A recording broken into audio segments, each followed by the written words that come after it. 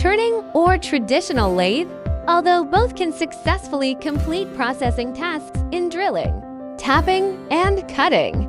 Here are still differences in more specialized application fields and processing methods. First of all, lathes are divided into traditional lathes and CNC lathes.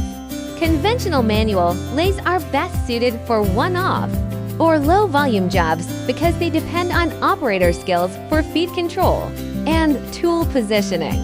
CNC lathes provide more repeatability for medium complexity parts by automating tool movement and spindle control through pre-programmed instructions.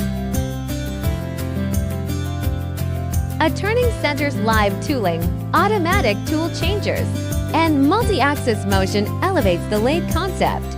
The types of turning centers can be classified as horizontal turning centers, vertical turning centers, and Swiss-style lathes. So, what are the differences between a lathe and a turning center? Firstly, on the moving axis, turning machining is different from traditional lathes as it includes the Y-axis or the Z-axis.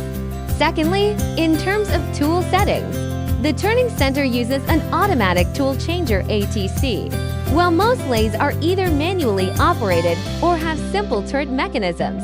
Turning can also perform a variety of processing operations, such as turning, milling, drilling, and tapping. In terms of application fields, turning is more commonly used in larger industries compared to lathes, such as automotive component manufacturing, aerospace accessories, and medical fields. If you are still struggling to decide between a traditional lathe and a turning center, don't worry. At WMTCNC, we offer a wide range of one-stop products and services that are tailored to your needs.